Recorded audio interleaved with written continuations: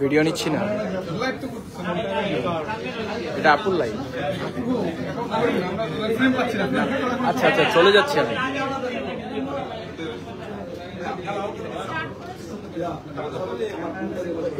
ভাই একটু পেছনে একটু ছেড়ে দাও।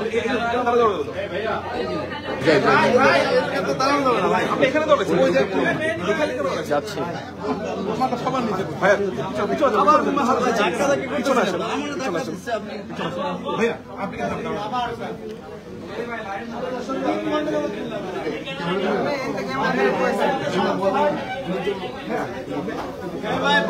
সামনে থেকে সরেন, ঘুম দেওয়া হলে সামনে থেকে সরেন। ভাই আসছো না ভাই, জ্বালান দিকে কি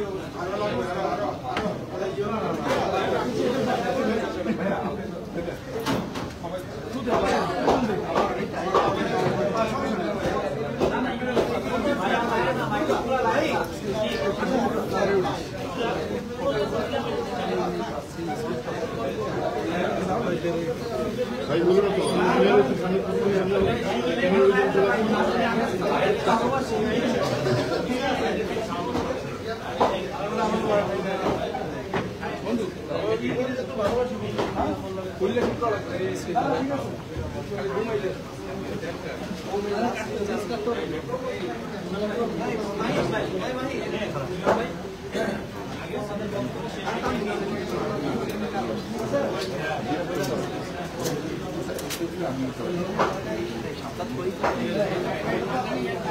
ধরাইছে লাইভ দিয়ে ভাই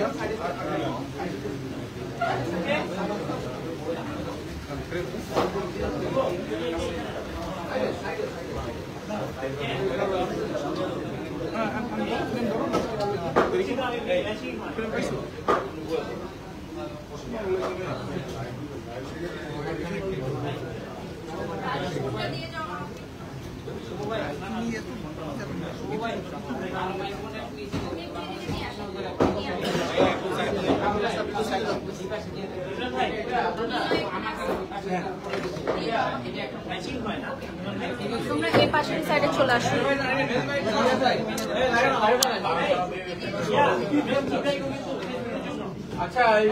আমরা একটু পরে প্রেস কনফারেন্স শুরু করব। হ্যাঁ, না না না, আপনাকে ডাকবো কেন, মনে পড়লো তাই বললাম। আমরা যথেষ্ট এভিডেন্স নিয়ে আসছি, আপনাকে ডাকার দরকার হবে না।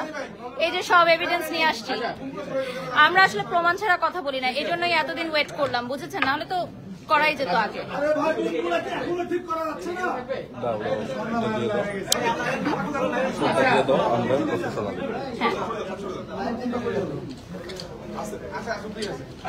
আপনারা সবাই রেডি?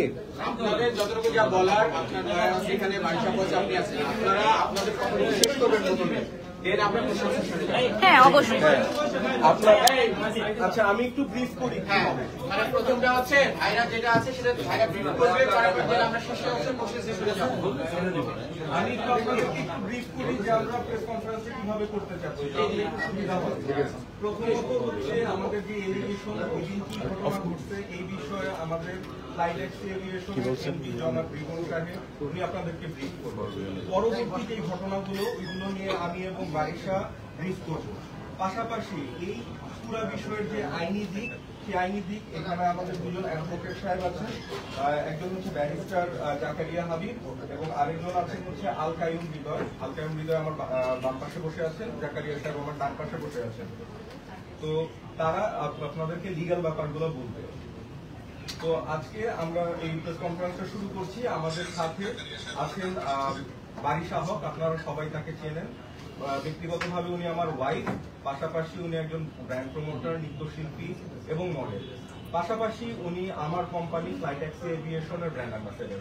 আমার ডান পাশে আছে রিপন সাহেব, উনি ফ্লাইট্যাক্সি এভিয়েশনের ম্যানেজিং ডিরেক্টর।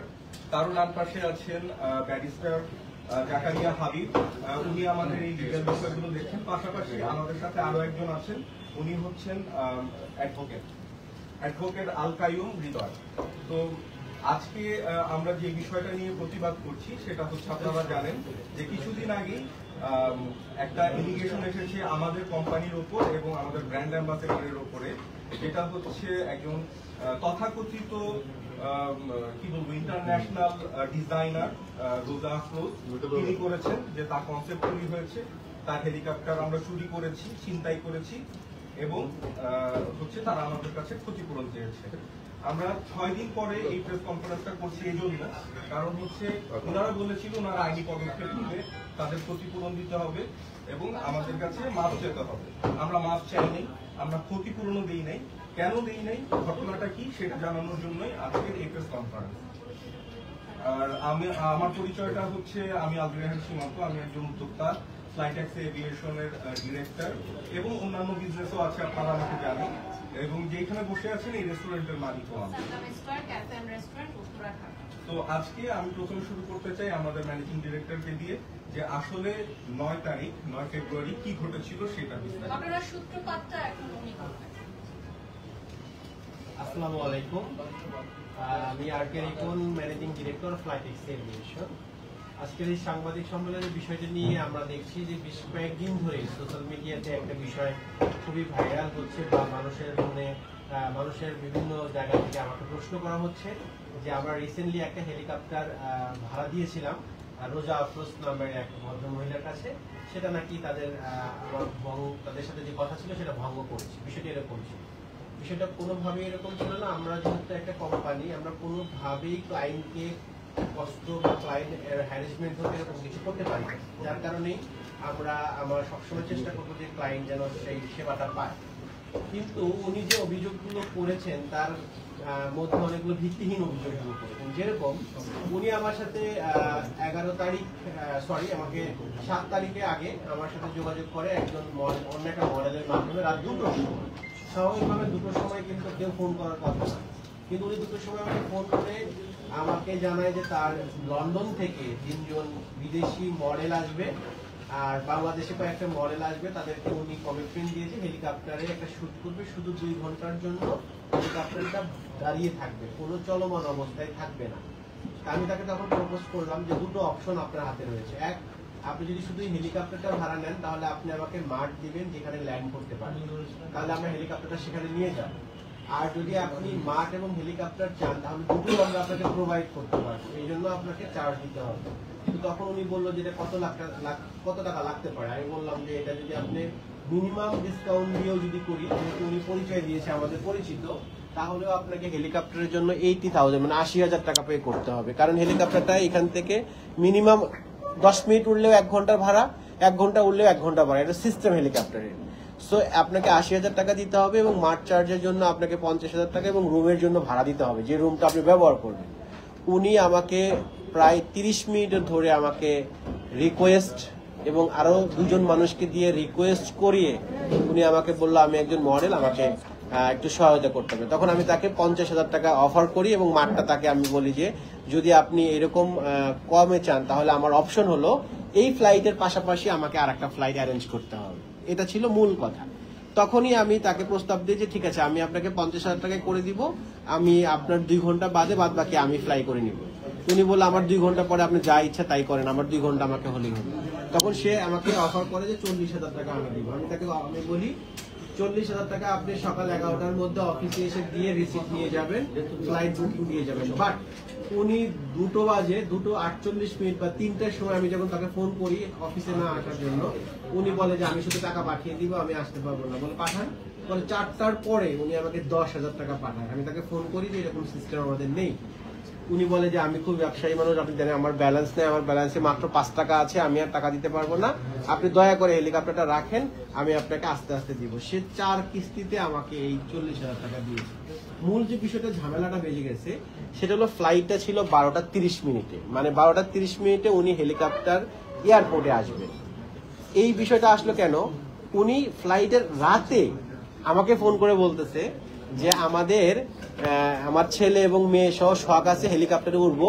তো আমি তাকে বললাম যে ঢাকা থেকে তো আপনি কালবৃহস্পতিবার যাওয়ার জন্য যে ফ্লাইট, এটা তো আপনার জন্য বুকিং নাই, আপনি কেন এটা চাচ্ছেন? তখন উনি আমাকে রিকোয়েস্ট করে এবং আরেকজন মডেল আসছে, ওই মডেলটা আমাদের খুবই মানে কাছের মডেল, ছোট বড় আপু, ওই মডেল আমাকে আবার রিকোয়েস্ট করার কারণে আমি বারিশা আপু এবং আলবির রহমান আমাদের প্রথম হেলিকপ্টার দিয়ে কালবির সাথে যাওয়ার কথা ছিল, সেটা ক্যান্সেল করে তার ছেলে মেয়ে এবং তার হাজবেন্ডকে আমরা দেই।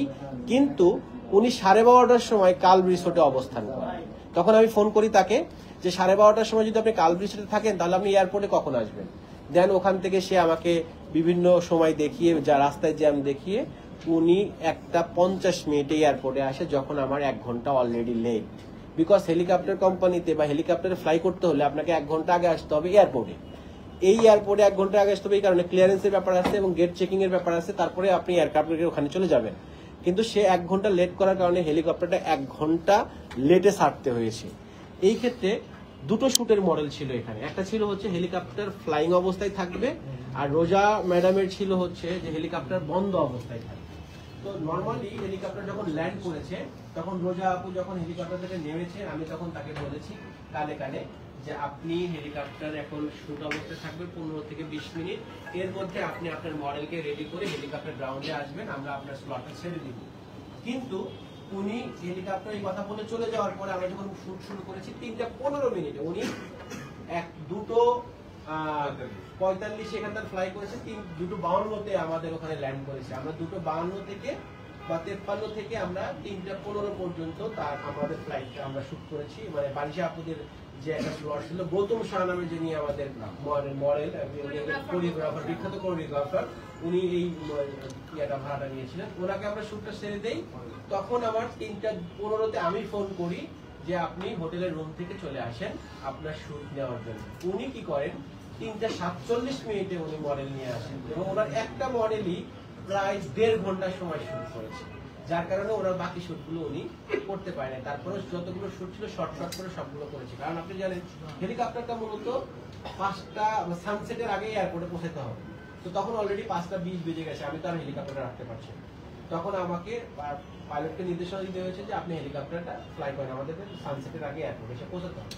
এটা হচ্ছে সামগ্রিক বিষয় ছিল এখানে। উনি আমার কাছ থেকে যে ফ্যাসিলিটেশনটা নিয়েছেন, ওখানে উনি আমাদের এলিগেশন এনেছেন যে উনি রিসোর্টে ব্যয় করেছেন, রিসোর্টে উনি রুম পেয়েছেন। এই রুমটা ছিল বারিশা আপুর নামে বুকিং করা, কিন্তু উনি আমাকে বলেছেন যে আমার মডেলটা কোথায় মানে ক্লোথটা চেঞ্জ করবে, বাইরে তো আর করতে পারবে না। তখন আমি বলেছি ঠিক আছে, বারিশা আপুর রুমটা, বারিশা আপুকে ফোন করেছি যে আপনার রুমটা আমাকে 2 ঘন্টার জন্য ছেড়ে দিতে হবে। উনি বলেছে ঠিক আছে আমি ছেড়ে দিচ্ছি, আমি মাঠে থাকবো, আপনি 2 ঘন্টাতে ওনাকে ড্রেস চেঞ্জ করতে পারেন। দেন উনি রুমটাকে আমরা রুমটা দিয়েছি। সেই রুমে রাত 9টা পর্যন্ত সে ছিল, রুমটা বুকিং ছিল মাত্র 6টা পর্যন্ত, রুমে রাত 9টা পর্যন্ত ছিল। এর জন্য ও এক্সট্রা চার্জ করেছে মানে আপনার রিসোর্ট কর্তৃপক্ষ। দেন আমরা তাকে মাঠটা দিয়েছি, মাঠটা ফ্রি করেছি, তার 35 জন লোককে ফ্রি এন্ট্রি দিয়েছি। তাকে জেনারেটরের নেওয়ার জন্য মাঠে সাধারণত কোনো জেনারেটর যায় না রিসোর্টের মাঠে, সেটারও অনুমোদন দিয়েছি। সার্বিক সহযোগিতা করার পরে তাকে আমি যখন শুটটা শেষ হয়েছে, সে সহ আরো কয়েকজন মডেল ছিল, তাদের সামনে আমি জিজ্ঞেস করেছি আপনার কোনো এলিগেশন আছে কিনা, কোনো কমপ্লেন আছে কিনা, থাকলে আমাকে বলতে পারেন। উনি আমার হাতে আমাকে ধন্যবাদ দিয়ে বলেছেন যে ভাইয়া কোনো এলিগেশন নাই, আমার সবকিছু ঠিক আছে, ধন্যবাদ, আমরা নেক্সটে আবার করবো। এই বলে আমরা ওখানে কিন্তু সমাপ্ত করেছি। এরপরে উনি যত এলিগেশন এনেছে কোনোটারই আসলে ভিত্তি নেই। ওনার প্রথম সমস্যা ছিল উনি 1 ঘন্টা লেট করে এয়ারপোর্টে ঢুকেছেন, এটা ছিল ওনার সমস্যা, যার কারণে ওনার সময়টা 2 ঘন্টা প্রপারলি সে বলছে যে ইউজ করতে পারেনি। কিন্তু 3:15 থেকে 5:20 যদি আপনি দেখেন তাহলে কিন্তু সে পুরোটাই কিন্তু সে ব্যবহার করেছে, কিন্তু উনি লেট করে মাঠে এসেছে, এটা ওনার জন্য। আমাদের পরবর্তী ক্লায়েন্ট গৌতম শাহ দাদার যিনি মডেল ছিলেন, যিনি নায়িকা বুবলি, তাকে 1.5 ঘন্টা যাবত আমরা অপেক্ষা করেছি শুধু লেট করার জন্য। বুবলি কিন্তু বুবলি ম্যাডাম কিন্তু মাঠে রেডি ছিলেন, একদম ড্রেস পরে একদম হেলিকপ্টার মাঠে রেডি ছিলেন, যার কারণে নামার সাথে তার শুটটা ছিল এবং তার শুটটা ফ্লাইং অবস্থায় ছিল, মানে হেলিকপ্টার চলমান অবস্থায় থাকে। এবং তারাও পেমেন্ট করেছে, দুটোই কোম্পানি পেমেন্ট করেছে। কিন্তু সেক্ষেত্রে উনি আমাদের সাথে যে পেমেন্ট করে যে কথা করেছে যে সময় মতো আসতে পারেনি, এটা ছিল তার সমস্যা, যার কারণে আমরা প্রপারলি উনি সানসেট পাইনি বলে বলেছেন। এবং রিসোর্টে উনি 1 টাকার কফির বিলও দেননি, সেটা আমার নামে বকেয়া রেখে আসছে। রিসোর্টে সে একটা বিল। এখানে আপনাদের কাছে প্রশ্ন থাকলো যে কিভাবে জোরপূর্বক হেলিকপ্টার চুরি করে শুট করলেন বারিশা। আচ্ছা, এখন আমি আমরা একটু শেষ করি পুরো বিষয়টা সেটা করে। তো তারপর 2 দিন পরে আপনাদেরকে ডাকা হলো, প্রেস কনফারেন্স করা হলো, বলা হলো যে আমরা জোর করে নিয়ে গিয়েছি কনসেপ্ট চুরি করেছে। আচ্ছা, এখানে যদি অভিযোগ করতে হয়, এখানে ক্লায়েন্ট দুইজন, প্রথম ক্লায়েন্ট গৌতম সাহা, দ্বিতীয় ক্লায়েন্ট হচ্ছে রোজা আফরোজ। তাহলে গৌতম সাহার যে স্লট ছিল সেটা ছিল দুপুর 1:30 থেকে 2টা, এবং রোজা আফরোজের যে স্লট ছিল সেটা ছিল দুপুর 2টা থেকে বিকেল 4টা। এই হচ্ছে টোটাল 2.5 ঘন্টা আমার হেলিকপ্টার থাকবে। উনি যেহেতু 2:45-53 আসছেন কাল রিসোর্টে, তাহলে আমার ফার্স্ট ক্লায়েন্টকে প্রায়োরিটি দিতে হবে, সেই আগে শুট করবে। সেই শুট করেছে, কারণ আমার হেলিকপ্টারের ইঞ্জিন অন থাকা অবস্থায় উনি শুট করতে চেয়েছেন এবং হেলিকপ্টারটা ফ্লাই করবে। ইভেন্চুয়ালি ওনার স্লটটাই ফার্স্টে ছিল, ওনার দেরি হওয়ার কারণেই কিন্তু পরবর্তী জনের দেরি হয়েছে। এবং আপনারা যদি জানতে চান যে আসলে এরকম কিনা, আমার কাছে কাগজ আছে। এখানে আপনি টোটালি দেখতে পাবেন আমি রিসোর্টে পারমিশন দিয়েছি উনার শুটের কতক্ষণ থেকে কতক্ষণ হেলিকপ্টার ফ্লাই করবে। একই রিকোয়েস্ট এয়ার ট্রাফিক কন্ট্রোলে দেয়া আছে যে আমার গেস্ট কখন হেলিকপ্টারে চেক ইন করবে, কখন ঢুকবে, কখন উঠবে। আমার রিকোয়েস্ট দেয়া ছিল এটিসিতে এয়ার ট্রাফিক কন্ট্রোলে আমরা 1:30টার সময় ফ্লাই করব। উনি যখন দেরি করেছে তখন আমরা সেকেন্ড রিকোয়েস্ট করেছি, সেই সেকেন্ড রিকোয়েস্টে আমরা ফ্লাইং পারমিশন পেয়েছি 2:45-এ। এখানে কি দোষ আমাদের যে আমরা তাকে দিতে পারি নাই? বরং তার এই দেরি করার কারণে প্রথম ক্লায়েন্ট গৌতম সাহার শুটে দেরি হয়েছে। দ্বিতীয়ত হচ্ছে আমাদের ওই দিন 4টা ছিল, জয় রাইড ছিল। আপনারা জানেন আমরা সব থেকে কম মূল্যে 5,000 টাকায় জয় রাইড দিই, 10 মিনিট করে হেলিকপ্টারে ঘুরাই। তো আমাদের 4টা জয় রাইড ছিল, আমরা একটা জয় রাইড করতে পেরেছি, বাকি 3টা জয় রাইড আমাদের ক্যান্সেল হয়েছে এবং আমাদের প্রত্যেকের টাকা ফেরত দিতে হয়েছে। আমরা কোম্পানি কিন্তু এটা ক্ষতিগ্রস্ত হয়েছে, আমরা কোনো ক্লেম করি নাই। যে ঠিক আছে, আমাদের ইন্ডাস্ট্রি, আমার ওয়াইফও তো এক ইন্ডাস্ট্রির, আমিও তো একজন বিজ্ঞাপন নির্মাতা, আমরা এই বিষয়গুলো বুঝি, আমরা কিন্তু এটা নিয়ে কিছুই বলি নাই, কিন্তু তারপরও তারা এটা করলো। এবং মজার বিষয় দেখেন, 2 দিন পরে তারা যখন বললো যে কনসেপ্ট চুরি করা হয়েছে, পুরো এলিগেশনটা বাড়ি শখের। বাড়ি শখ এখানে কে? বাড়ি শখের এটা শুট না, বাড়ি শখ এটার ক্লায়েন্ট না, বাড়ি শখ হচ্ছে ফ্লাই ট্যাক্সি এভিয়েশনের ব্র্যান্ড অ্যাম্বাসেডর। এবং আপনারা দেখবেন যে তারা যে এটা করেছে, সংবাদ সম্মেলনটা করেছে, সেই সংবাদ সম্মেলনে কারা আসছে? একজন নারী উদ্যোক্তা এবং আরেকজনকে আমি চিনি না। এরা শুটের সাথে কোনোভাবে সম্পৃক্ত না, এরা মাঠেও ছিল না, কিন্তু তারা এমন ভাবটা করলো যে তারা সব দেখে ফেলেছে, সব জানে।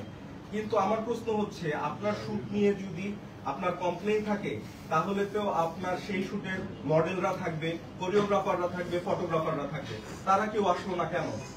2টা আননোন মানুষ কেন উদ্দেশ্য প্রণোদিত ভাবে একটা আরেক মানুষকে, আমার ওয়াইফকে, বারিশা হককে কেন বারবার তারা ক্লেম করলো চুরি করেছে? কনসেপ্ট তো তার না, শুট তো আরেকজনের। তাহলে কেন এই পাবলিক স্ট্যান্ডবাজি করা হয়েছে? এই পাবলিক স্ট্যান্ডবাজি করা হয়েছে, এখানে অনেক বড় ষড়যন্ত্র আছে, আমি আজকে এটা প্রমাণ করব। যারা ওই প্রেস কনফারেন্সে ছিল প্রত্যেকে প্রতারক, আমি আজকে প্রমাণ সহ দিব।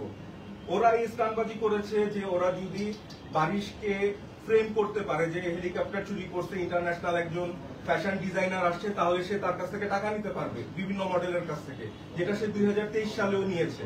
উনি বিভিন্ন দেশের বিভিন্ন জায়গায় বিদেশে শুট করবে, র্যাম্প করাবে, হাঁটাবে, শোতে নিয়ে যাবে, এই বলে 5 থেকে 7 জন মডেলের কাছ থেকে টোটাল 45 লক্ষ টাকা নিয়েছে। যেই টাকা এখন পর্যন্ত উনি ফেরত দেয় নাই, না তাদের বিদেশে নিয়ে গেছে, না শো করছে, না তাকেই করছে, সেই টাকা ফেরত দিচ্ছে। আমরা যখন এই বিষয়টা দেখলো তারা, তখন বিদেশ থেকে আমাদের সাথে 2 জন যোগাযোগ করেছে। এটা হচ্ছে লোরাটো কোম্পানি, যেটা হচ্ছে রোজা আফরোজের। এখানে রোজা আফরোজের আছে, আমি ক্লায়েন্টদের নাম বলছি না, আপনাদেরকে আমি সব ডকুমেন্ট দিয়ে দিব, আমি শুধু তাদের প্রাইভেসির স্বার্থে নামগুলো বলছি না। এই হচ্ছে এগ্রিমেন্ট 2023 সালের 22 জুন, যে এক মডেলকে উনি আমেরিকায় নিয়ে যাবে, শুট করাবে, এই কারণে 5,35,000 টাকা সে নিচ্ছে। নেওয়ার পরে সেই মডেলকে সে আমেরিকায়ও নিতে পারে নাই, টাকাও ফেরত দেয় নাই। তারপর ওই মডেল যখন তার কাছে টাকা চাইলো, সে বাংলাদেশ থেকে ভেগে ইউকে চলে গেছে। চলে যাওয়ার পরে সেই মডেল উত্তরা পশ্চিম থানায় একটা অভিযোগ করেন। অভিযোগ করার পরপরই এই মহিলা সব রকম যোগাযোগ বন্ধ করে দেয়। বন্ধ করে দেওয়ার পরে এই টাকা উদ্ধার করা যায় না। 2024 সালে যখন রোজা আফরোজ আবার আসে বাংলাদেশে আসার পরে সেই ভুক্তভোগী আবার পুলিশের মাধ্যমে তাকে ধরে এবং অঙ্গীকার দেওয়ায় সে যাতে তার টাকা ফেরত দেয়। এই টাকা 2024 সালে দিয়ে দেওয়ার কথা ছিল, রোজা আফরোজ দিয়েছে 1 লক্ষ সামথিং টাকা ফেরত, এখন পর্যন্ত বাকি টাকা ফেরত দেয় নাই। একই সাথে লন্ডনের কোর্ট থেকে তাকে ফ্রডের জন্য 4,000 587 পাউন্ড জরিমানা দিতে বলা হয়েছে। আমি এই ফাইলগুলো আপনাদের কাছে দিয়ে দিব। উনার ব্যবসায়ী হচ্ছে যে বিভিন্ন মডেলদের কাছ থেকে ফটোশুটের কথা বলে, বিদেশের শোর কথা বলে টাকা নেওয়া এবং সেটা আত্মসাৎ করা, এবং এই কারণেই ওই দিন এই শোর সাথে জড়িত না, শুটের সাথে জড়িত না, বাকি 2 ফ্রডও আসছে। এরা শুধু পাবলিক স্ট্যান্ডবাজি দিয়েছে। তারা তো বলেছিল আমাদের বিরুদ্ধে আইনি কি করবে, অভিযোগ দিবে, কোথায় সেটা আমরা অপেক্ষা করেছিলাম। আজকে তাদের কালো ছায়া আমি আপনাদেরকে দিচ্ছি। মজার বিষয় বলছি, যে লোরাটো কোম্পানি বলছেন, আপনি দেখেন এই কোম্পানিকে 2023 সালে ইউকে ব্যান করে দিচ্ছে বিকজ তারা ফ্রড। এই যে দেখেন 2022 সালে এই কোম্পানিকে সিজ করা হয়েছে, 2023 সালে এই কোম্পানিকে ডিসলভ করে দিচ্ছে বিকজ এই কোম্পানি আসলে এক্সিস্ট করে না ইউকেতে এখন আর। কিন্তু তারা এখনো বাংলাদেশে লোরাটো কোম্পানির শো হবে, এই হবে, সেই বলে বলে প্রলোভন দেখাচ্ছে, টাকা নিচ্ছে, এবং অনেকে ভয়ে আপনার কাছে মানে টাকা ফেরত তো চাইতেই পারতেছে না। বরং আজকে এক প্রেস কনফারেন্সে একজনের আসার কথা ছিল, একজনের ভুক্তভোগীর, তাকে থ্রেট করা হয়েছে যে তুমি যদি আসো তাহলে তোমার অনেক সমস্যা হবে। এই জন্য সেই প্রেস কনফারেন্সে আসে নাই। আমরা এতক্ষণ যাবত ওয়েট করেছি, সে বলছে ভাইয়া আমি খুব ভয় পাচ্ছি, আমি আসতে পারবো না। তবে তার ফাইল সে আমাকে পাঠিয়ে দিয়েছে। ইউকে থেকে আমাদের কাছে সব এভিডেন্স, এগুলো সবই ইউকে থেকে এসেছে। এটা যেখান থেকে এসেছে, আমি ইউকেতে 1.5 মাস আগে যখন গিয়েছিলাম একটা ব্যবসায়িক কাজে, তখন ইউকে কমিউনিটিতে আমার যোগাযোগ হয়, বাঙালি কমিউনিটিতে, এবং যেই বাড়িওয়ালার কাছে এই লেটারটা আসছে সেই বাড়িওয়ালাই আমাকে এই সব পাঠিয়েছে।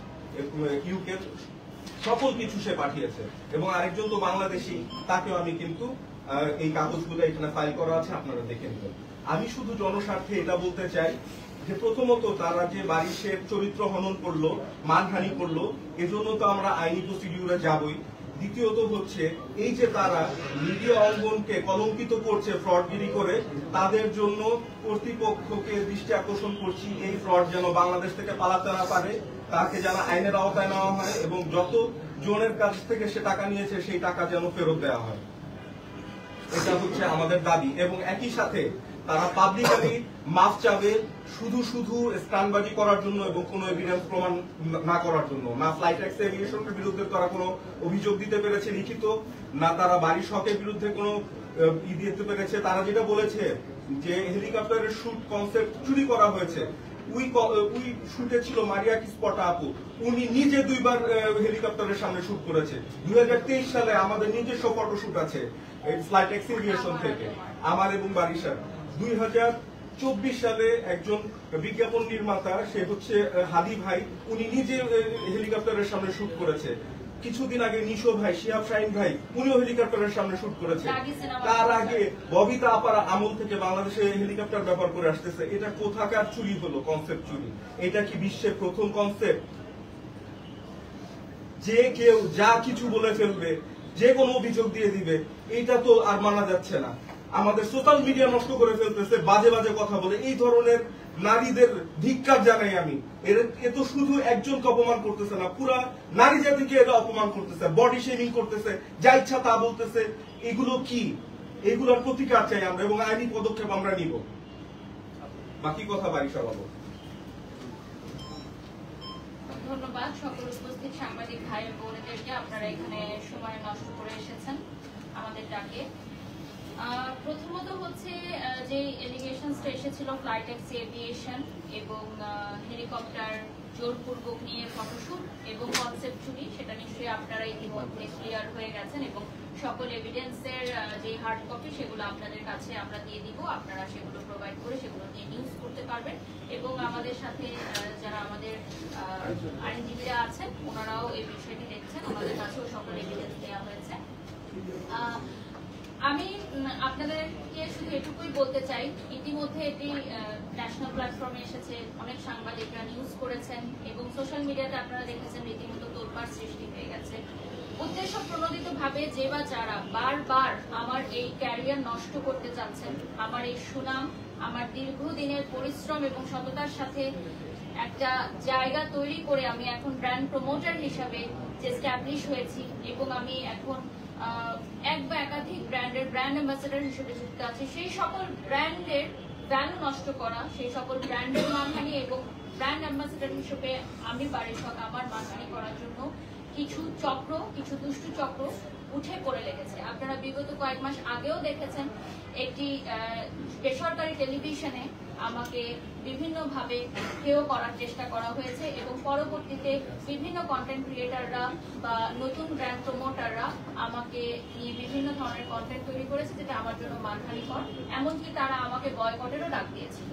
সেই অবস্থা থেকে আমি শক্ত হাতে উঠে এসেছি এবং সেই ট্রমার মধ্যে দিয়ে আমি যখন ছিলাম, সেই আমরা কোর্ট পর্যন্ত গেছি, সেখানে আমার আইনজীবী ছিলেন জান্নাতুল পিয়া, আপনারা দেখেছেন। ওই কেসটা এখনো চলমান আছে। আমি আসলে একজন নারী হিসেবে কখনোই একজন নারীকে ক্ষয়ক্ষতি করা বা একজন নারীর পিছনে লেগে থাকা এগুলো পছন্দ করি না, কারণ ব্যক্তিগতভাবে আমার এত সময়ও হয় না। আমার এবং আমার হাজবেন্ডের বেশ কিছু যৌথ বিজনেস আছে, আমি নিজেই অনেক ব্যস্ত থাকি আমার সংসার বাচ্চা নিয়ে। তা আমি সেই মামলা মোকদ্দমাগুলোকে আস্তে আস্তে স্টপ করেছি এবং আপনারা জানেন যে এই আইনি প্রসিডিউরগুলো একটু লেন্দি হয়, তো সেই জন্য ওগুলো এখনো চলমান আছে। যদি আমি চাই সেগুলোতে আরো বেশি সময় দিলে সেগুলো আরো দ্রুত আগাতো। কিন্তু এই যে আবারও পুনরায় সেই একই ব্যক্তিরা যারা আসলে এই হেলিকপ্টার শুটের সাথে যুক্ত ছিলই না, এবং সেই নারী উদ্যোক্তা উনি পরিচয় দিয়েছেন যে যেই ফ্রড ওনার নামটা হচ্ছে রোজা। আমি ওনাকে ফটোশুটের দিন ওনার সাথে আমার দেখাও হয়নি, কিন্তু প্রেস কনফারেন্সে মিথ্যা অভিযোগ দেওয়া হয়েছে যে আমি ওনার সাথে খারাপ ব্যবহার করেছি। যেই মানুষটার সাথে আমার দেখা হয়নি এবং ওখানে 2 জন সাংবাদিক উপস্থিত ছিলেন, আমি ঠিক জানি না ওনাদের নামটা, ওনারা নিজেরা রাজসাক্ষী যে আমার ওনার সাথে ওই দিন ফটোশুটে দেখা হয়নি এবং রিপন সাহেবও ছিলেন ওখানে। আমার রোজার সাথে ওনার সাথে আমার ফটোশুটের দিন কোনো দেখা হয়নি, তো খারাপ ব্যবহার বা দুর্ব্যবহারের কোনো প্রশ্নই আসে না। আর উনি যে বারবার উল্লেখ করছেন যে আমাদের কোম্পানি থেকে ওনার সাথে খারাপ ব্যবহার করা হয়েছে, আসলে হেলিকপ্টারটা যখন চলমান থাকে তখন অনেক বেশি সাউন্ড থাকে, সেখানে জোরে কথা বলতে হয়। জোরে কথা না বললে কোনো কথা শোনা যায় না, তো সেক্ষেত্রে জোরে কথা বলা মানে কিন্তু দুর্ব্যবহার করা নয়। ওনাকে জিনিসটা বোঝানো হয়েছিল, যেটা রিপন সাহেব বুঝিয়েছেন। আমি এই সকল বিষয়টা একটু শর্টে বলে দিই। সেটা হচ্ছে আপনারা রিসেন্ট দেখেছেন যে প্রেস কনফারেন্স আপনারা গেছিলেন, সেখানে অভিযোগকারী যিনি রোজা আছেন, যাকে এখন আমরা ফ্রড হিসাবে আপনাদের কাছে প্রমাণগুলো দিলাম, তার সাথে তার বড় বোন পরিচয় দেওয়া বা ছোট বোন পরিচয় দেওয়া যে নারী উদ্যোক্তা ছিলেন, এবং তার পাশে আরেকজন মেয়ে ছিলেন যার নামে আমার অলরেডি কোর্টে মামলা চলছে। তো এই 3 জন মিলে উদ্দেশ্য প্রণোদিতভাবে আমার নামটি ব্যবহার করে আমাকে হেয় প্রতিপন্ন করার চেষ্টা করেছেন এবং পরবর্তীতে সেই নারী উদ্যোক্তা লাইভে এসে অশালীন ভাষায় অঙ্গভঙ্গি করে, অকথ্য ভাষায় গালিগালাজ করে আমাদের সম্পূর্ণ মিডিয়া ইন্ডাস্ট্রি এবং সামাজিক যোগাযোগ মাধ্যমকে, মানে আমি জানি না এটা কোন ভাষা ব্যবহার করতে হয়, সকল নারী জাতিকে অপমান করেছেন। একজন মা হিসাবে আমার বডি শেমিং করেছেন। 2025 সালেও এসে আমাদেরকে বডি শেমিং এর মতো জঘন্য বুলিং এর শিকার হতে হয়েছে।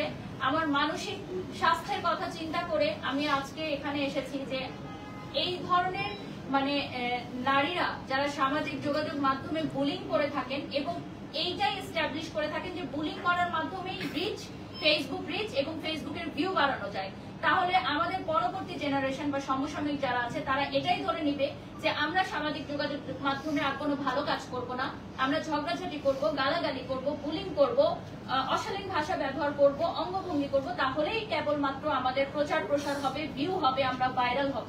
ভাইরালকে একটা নোংরা শব্দ হিসাবে তারা ব্যবহার করছেন এবং আমার নাম তারা বিভিন্ন জায়গায় ছবি সহ প্রকাশ করছেন। ওই ভিডিওগুলো ক্লিপ কেটে কেটে ছোট বাচ্চাদের সামনে অকথ্য ভাষায় ব্যবহার করা হচ্ছে, তাদের স্টাফদের সামনে তাদের স্টাফরাও যুক্ত হয়ে বিভিন্ন অঙ্গভঙ্গি করে দেখানো হচ্ছে। এবং তিনি লাইভে এসে সরাসরি বলেছেন যে ব্র্যান্ড প্রমোটারদেরকে ব্র্যান্ডের মালিকরা টাকা দিয়ে ভাড়া করে কিনে এনে চাকরের মতো খাটায়। চাকর শব্দটা তিনি উচ্চারণ করেছেন এবং বলেছেন যারা মডেল, যারা নায়িকা, যারা হচ্ছে আমরা যারা ব্র্যান্ড প্রমোটার, তাদেরকে ভাড়া করে টাকা দিয়ে নিয়ে এসে চাকরের মতো খাটানো হয়। তার মানে কি আমরা যারা আছি এখানে উপস্থিত আমরা সবাই চাকর? যারা জব করছেন তারা সবাই বসের আন্ডারে চাকরের মতো খাচ্ছেন টাকার বিনিময়ে? আমার বাবা, আপনার মা, আমার বোন কোথাও না কোথাও চাকরের মতো খাচ্ছে।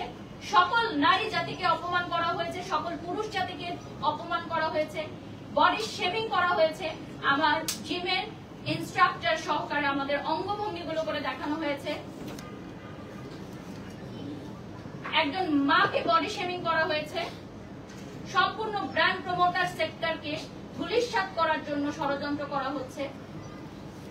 আমি যে সকল ব্র্যান্ডের সাথে যুক্ত আছি সেই সকল ব্র্যান্ডকে হেয় করা হচ্ছে, যাতে সেই সকল ব্র্যান্ডরা উঠে দাঁড়াতে না পারে, প্রমোশন না করাতে পারে।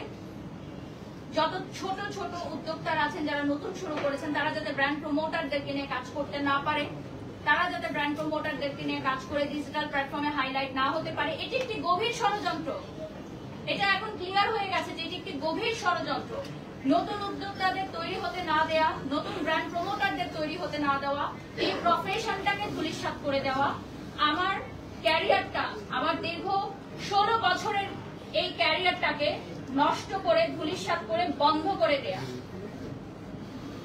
এবং সামাজিক যোগাযোগ মাধ্যমে এটাই প্রচার প্রসার করা যে গালাগালি করে, অশ্লীল ভাষা ব্যবহার করে, অশ্লীল অঙ্গভঙ্গি করে ভিউ এবং রিচ করা যায়, তাহলে আর্টিস্টিক বিষয়, শৈল্পিক বিষয় যারা সত্যি যোগ্যতা সম্পন্ন, যারা গুণ সম্পন্ন, তাদের কোনো ভিউ নেই, তাদের কোনো রিচ নেই। এবং এটাই আপনারা দেখেছেন কয়েকদিন রিসেন্ট অনেক ফেসবুক পেজ, অনলাইন ক্রিয়েটাররা এই বিষয়গুলোকে মেনশন করে করে পোস্ট দিয়ে তারাও রিচ ভাইরাল হচ্ছে এবং সবাই এটা বলছে যে এই বিষয়গুলো নিয়ে কথা বললেই তো ভাইরাল হওয়া যায়। তার মানে আমাদের পরবর্তী নেক্সট জেনারেশনের কাছে এটাই প্রচার করা হচ্ছে যে এই সামাজিক যোগাযোগ মাধ্যম আসলে অসামাজিক এবং এটা কোনো সুস্থ স্বাভাবিক সামাজিক যোগাযোগ মাধ্যম হতে পারে না।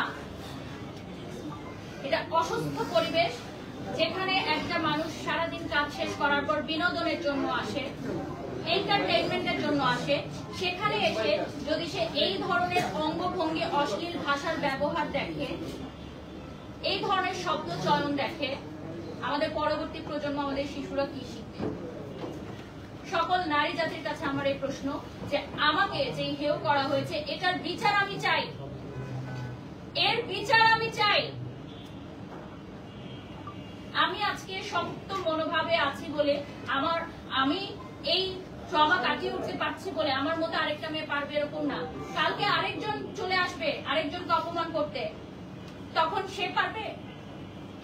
সে কি এই ট্রমা কাটিয়ে উঠতে পারবে? আরেকটা বিষয় আমরা বলি, আমাদের সকলের বাক স্বাধীনতা আছে, আমরা বলতে পারি, কিন্তু বাক স্বাধীনতারও একটা লিমিট আছে।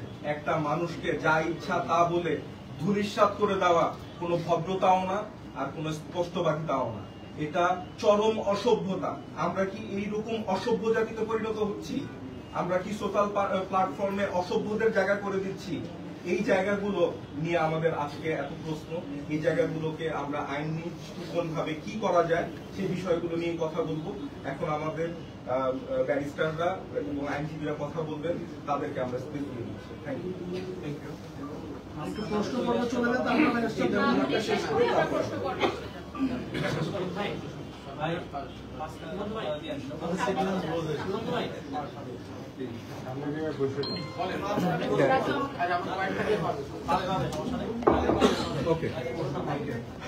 আমাদের বক্তব্যটা এখানে খুবই স্পষ্ট।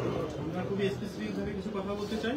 আমরা আমাদের বারিশকের কাছ থেকে আমরা ডিটেইলস শুনেছি এবং এই যে ফ্লাইট অ্যাক্সেস এভিয়েশন লিমিটেড তাদের যে এমডি এবং ডিরেক্টর আছেন তার কাছ থেকে আমরা ডিটেইলস শুনেছি, তার ভিত্তিতে আমরা কথা বলছি। তো প্রথমত বিষয়টা হচ্ছে এখানে ফ্লাইট ট্যাক্সি এভিয়েশন লিমিটেড এটা একটা সম্পূর্ণ আলাদা কোম্পানি। এর সাথে সর্বপ্রথম কথা হচ্ছে বারিশকের সাথে ফ্লাইট ট্যাক্সি এভিয়েশনের কোনো লাইবিলিটির কোনো সম্পর্ক নেই। প্রথমত রোজা আফরোজ যিনি আছেন ওনার সাথে যে এগ্রিমেন্টটা ছিল, ওনার সাথে কন্ট্রাক্টটা ছিল, সেটা হচ্ছে ফ্লাইট ট্যাক্সি এভিয়েশন লিমিটেডের। এখানে যদি তার কোনো সমস্যা হয়ে থাকে, তার সে কোনো সার্ভিস পেতে তার প্রবলেম হয় বা তার কোনো ধরনের প্রবলেম সে ফেস করে থাকে, তাহলে তার অবশ্য ক্লেম সে করতে পারে শুধুমাত্র ফ্লাইট ট্যাক্সি এভিয়েশন লিমিটেডের এগেইনস্টে। তো সেখানে বারিশকের কোনো লাইবিলিটি থাকার কথা না, নাম্বার 1। নাম্বার 2, এই কোম্পানি সবসময় হচ্ছে পরিচালিত হয় তার যে ডিরেক্টর শেয়ার হোল্ডার আছে তাদের মাধ্যমে। এই লাইবিলিটি যদি থাকে সেক্ষেত্রে এই কোম্পানির আমি ক্লেম করতে পারবো এই কোম্পানির বিরুদ্ধে, কারণ লাইবিলিটি থাকবে হচ্ছে তার ডিরেক্টর এবং শেয়ার হোল্ডার যারা আছে তাদের। তো এখানে বারিশক যিনি আছেন তিনি তো এই কোম্পানির কোনো ডিরেক্টর বা শেয়ার হোল্ডার না। তো অবশ্যই আমার যদি কোনো কিছু বলার থাকে সেটা আমি কোম্পানিকে বলবো, সেখানে বারিশকের প্রশ্ন করার কোনো কারণ নেই। এছাড়াও বিষয়টা হচ্ছে এখানে যে পার্সোনালি এফেক্টেড হয়েছে রোজা আফরোজ, উনি পার্সোনালি এফেক্টেড হয়েছে, উনি হয়তো পার্সোনালি একটা তার বক্তব্য জানাতে পারতো, লিখিত অভিযোগ জানাতে পারতো, বা অন্য কোনো কনসার্ন অথরিটির কাছে সে এটা জানাতে পারতো। সে ফেসবুক লাইভে এসে বা ইউটিউবের মাধ্যমে তার সাথে অনেকে ছিল, তাদের নিয়ে সে এটা বক্তব্য প্রচার করেছে। তো সে চাইলে খুবই সুন্দরভাবে এই কোম্পানিটা যদি তার কোনো প্রবলেম হয়ে থাকে, এই কোম্পানির কাছে অবশ্যই সে দাবি জানাতে পারতো, এবং আশা করি সেটা একটা খুব সুন্দর সমাধান হয়ে যেত। এভাবে ফেসবুক লাইভে এসে এইভাবে মানে এত কিছু এত কথাবার্তা বলে আসলে এরকম করাটায় আরো বেশি জটিলতা তৈরি হচ্ছে। এবং এরপরে আমি যেটা বলতে চাই, আপনারা সবাই জানেন বারিশপকে নিয়ে এখানে নতুন করে কিছু বলার নেই আমাদের। বারিশপ সে একজন নৃত্যশিল্পী, সে একজন উপস্থাপক, সে একজন মডেল, এবং এর সবকিছুর বাইরে বারিশপ হচ্ছে একজন ব্র্যান্ড প্রমোটর এবং উদ্যোক্তা। এবং সব থেকে যেটা আমাদের জন্য বড় বিষয় হচ্ছে, এখন থেকে ঠিক 2-3 বছর আগেও যদি আমরা যাই, আপনারা দেখবেন যে বাংলাদেশের প্রেক্ষাপটে কিন্তু ব্র্যান্ড প্রমোটর যে একটা profession, brand profession independent profession, বা এটা যে একটা আলাদা আর্ট হতে পারে, এই কনসেপ্টটা কিন্তু আমাদের দেশে ছিল না। এই বারিশপের মতো আরো কিছু কঠোর পরিশ্রমী ব্র্যান্ড প্রমোটর, নৃত্যশিল্পী, অভিনয় শিল্পী, এদের মতো পরিশ্রমী মানুষের কারণে এই প্রফেশনটা কিন্তু বাংলাদেশে একটা স্থাপিত প্রফেশন হিসেবে ইতিমধ্যে দাঁড়িয়ে গিয়েছে। এছাড়াও এই প্রফেশনের মাধ্যমে আমাদের অনেক উদ্যোক্তারা সফল হচ্ছে, তারা উদ্যোক্তারাও যেমন সফল হচ্ছে, তারা তাদের বিজনেসের প্রচার প্রসার পাচ্ছে, পাশাপাশি আর বিভিন্ন ভোক্তারাও কিন্তু লাভবান হচ্ছে। কারণ তারাও অনেক এই ব্র্যান্ড প্রমোটার যত যার রেপুটেশন ভালো হয়, অবশ্যই তারা সেভাবে প্রোডাক্টটা সেভাবে সিলেকশন করে, এবং তাদের দিকে মানুষ ভোক্তারা বিশ্বাস অর্জন করে, এবং সেক্ষেত্রে সেই ব্যবসারও প্রসার ঘটে। এই বারিশপের যে বিষয়টা আছে, তো যেহেতু তার একটা আলাদা রেপুটেশন আছে, তার এখানে পেশাদারিত্ব আছে, তার ব্যবসায়িক সুনাম আছে, তো এই ক্ষেত্রে তাকে নিয়ে যে সমস্ত কথাবার্তা বলা হয়েছে, অবশ্যই ডিফেমেটরি কথা বলা হয়েছে, যেখানে তার যে বডি শেমিং করা হয়েছে, তার ব্যবসায়িক বিভিন্ন ধরনের বাজে বাজে কথা, অশ্লীল কথা, অসত্য ভাষায় তাকে যেভাবে বলা হয়েছে। এবং এই যে কথাগুলো, অবশ্যই এগুলো কোনো মতে সম্পূর্ণভাবে মানহানিকর কথা বলা হয়েছে। এবং আমরা বারিশপের সাথে কথা বলেছি, আমরা আমাদের পরবর্তী ধাপে অবশ্যই এই ক্ষেত্রে যে যে আইনি পদক্ষেপ নেওয়া হয়, যেমন এক্ষেত্রে আমাদের ক্রিমিনাল অফেন্স ডিফামেশন একটা, এছাড়া আমরা ক্ষতিপূরণের জন্য আমরা আইনি প্রক্রিয়া অগ্রসর হবো। এছাড়া চাইলে আমরা যেহেতু আজকে প্রেস কনফারেন্স একটা হয়েছে, আমরা আরো আলোচনা করে পরবর্তীতে ডিজিটাল সিকিউরিটি অ্যাক্ট, কোনো পেনাল কোডের আন্ডার হতে পারে, ডিজিটাল সিকিউরিটি আন্ডার হতে পারে, অথবা কোনো সিভিল রেমেডি আমরা ক্ষতিপূরণ চাবো। বাকিটা হচ্ছে আমাদের পরবর্তী ডিসকাশনের উপরে, আমরা পরবর্তী আইনি প্রক্রিয়া অগ্রসর হবো। ধন্যবাদ। Thank you. আপনারা এখন প্রশ্ন করতে পারেন। দাঁড়া এক মিনিট।